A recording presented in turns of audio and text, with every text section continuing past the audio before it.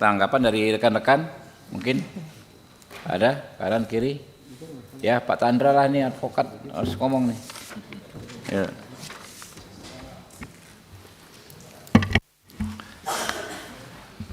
Terima kasih Ketua, anggota Komisi 3 yang saya hormati dan rekan-rekan saya sendiri dan Ketua LPSK yang kami hormati. Assalamualaikum warahmatullahi wabarakatuh. Shalom, salam sejahtera untuk kita semua. Saya sebenarnya bagian dari Peradi. Ya, saya anggota Peradi, anggota IKADIN, ketuanya ada semua ini. Jadi apa yang disampaikan semua ini bagi saya apa yang timbul dalam praktek. Cuma ada beberapa hal yang kita harus pikirkan atas usulan ini. Bagi saya pribadi dan terima kasih untuk Ketua karena kami Komisi 3 ini selalu ingin mendapatkan informasi, selalu ingin mendengar dari semua lapisan masyarakat, termasuk dari organisasi profesi. Ada dua ukuran. Ukuran pertama adalah bahwa kami ingin benar-benar mendapatkan informasi. Ukuran kedua adalah bagi saya pribadi bahwa kami ini bukan orang yang paling tahu mengenai masalah ini. Karena KUHP ini dibuat untuk jangka waktu yang lama. Di dalam norma hukum yang mengatur mengenai norma tingkah laku, memang itu berlaku nullum delictum nullam purna sine praeva lege punari. Dinormakan di dalam pasal 1. Maka orang tidak dapat dihukum kalau tidak ada aturan. Tetapi norma yang mengatur mengenai kewenangan kebalikannya. Kalau tidak diatur berarti nggak boleh. Karena KUHP itu mengatur mengenai kewenangan, maka apa yang di luar KUHP nggak boleh. Karena norma yang mengatur mengenai kewenangan. Nah, berdasarkan dasar itu, ini ada usulan yang menurut saya agak berbahaya. Misalnya di dalam halaman berapa nih? Pasal 35, usulan butir 4.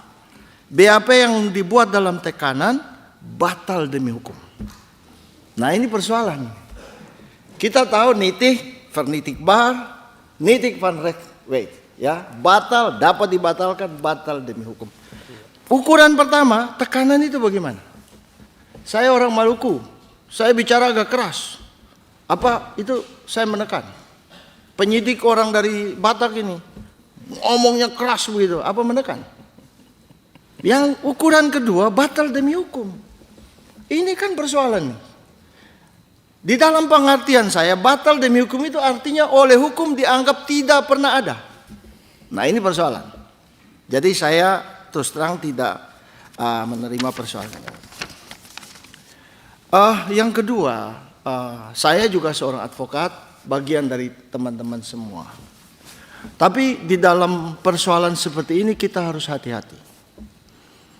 Karena di antara membatasi kewenangan penyidik, penuntut dan hakim. Kalau hakim itu jelas saya secara pribadi sangat tidak setuju untuk dibatasi. Ya, ada prinsipnya tuh. The king can do no wrong. Ya kalau putusan saya kurang tepat banding aja. Kasasi aja.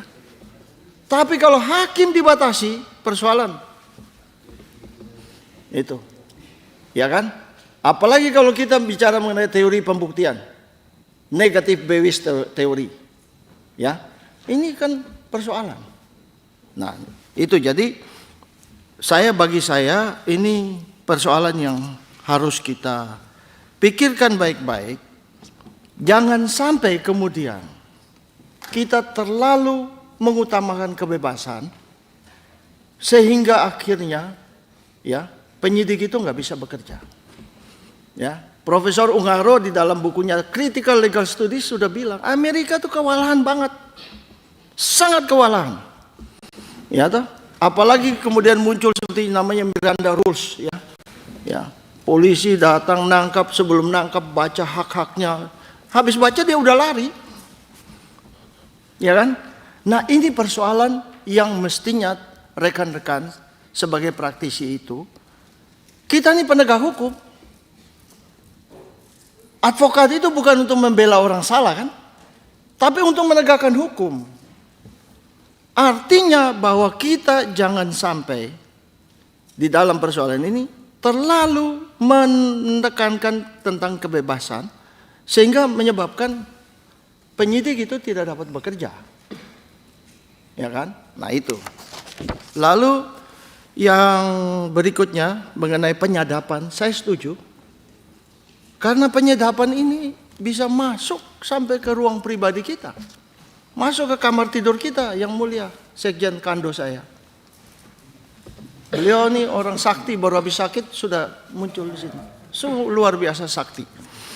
Nah, saya setuju untuk dihapus. Kecuali pidana khusus. Ya, itu memang extraordinary crime yang kita hajar aja. Itu. Lalu yang berikutnya mengenai mendapatkan berita acara pemeriksaan dan apabila tidak diberikan mengakibatkan pemeriksaan tidak sah. Ini pusing ini. Tidak usah demikian. Dijamin wajib mendapatkan berita acara pemeriksaan. Secara kontrario kalau nggak dapat ya itu kita persoalkan. Ya kan? Begitu ya. Kalau saya jangan ada kata-kata pemeriksaan tidak sah. Yang tadi mengenai imunitas itu sudah masuk. Saya bersenang saja sebagai seorang advokat, senang. Tapi kalau kita tinjau dari segi teoritik sebenarnya imunitas ini kan tidak ada nih. Ya mohon maaf ini Pak Jaksa, saya mempersoalkan jaksa tidak dapat ditangkap atas izin dari Jaksa Agung, saya persoalkan. Di dalam hukum pidana nggak dikenal imunitas. Ada alasan pembenar, ada alasan pemaaf. Orang yang menjalankan undang-undang tidak dapat dipidana, kan ada itu. Orang karena daya paksa, ya tidak dipidana, ya kan? Nah, tetapi kalau dimasukkan sebagai advokat senang aja, ya kan? Ya oke, itu. Nah, kemudian mengenai keterangan ahli. Kita ini kan sudah mau maju ke depan. Ya, kalau orang biasa bilang scientific investigation. Ya, saya menonton satu film fiktif ya di Amerika itu ya. Ada orang yang memperkosa orang. Ya kan? Nggak bisa dibuktikan. Ternyata setelah polisinya datang ini ya mohon maaf ini ada bulu kemaluannya yang di situ. Dicek. Ya kan? Yang kedua, misalnya di dalam kasus yang lain yang sampai sekarang kita masih ribut. Kasus siapa itu yang racun itu. Menurut saya, ya, penyidik itu tidak dapat menentukan penyebab matinya orang itu. Penyebab mati tidak ada. Sianida itu ada di lambung. Tetapi sianida itu tidak dapat menyebabkan orang mati. Orang mati karena jantung berhenti, hati rusak dan sebagainya. Scientific investigation. Maka ahli itu menurut saya penting.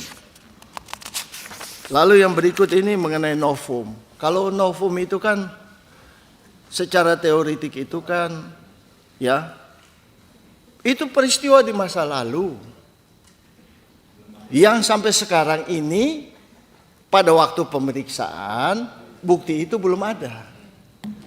Nah sekarang bukti itu ada. Dan jikalau bukti itu ada, putusan itu bisa menjadi lain. Nah itu novum kalau pengertian kami. Ya di awal mohon maaf ini senior-senior saya ini. Saya merasa bukan orang yang paling tahu. Maka kita ingin itu. Maka kalau novum itu bukti baru, saya nggak setuju. Harus novum itu yaitu pengertian novum itu bukti yang terjadi di masa lampau. Yang pada saat itu kalau ada, maka bisa terjadi. Belum diuji juga. Belum diuji. Ya, kemudian mengenai peninjauan kembali kami setuju. Karena begini, Upaya hukum itu kan ada dua.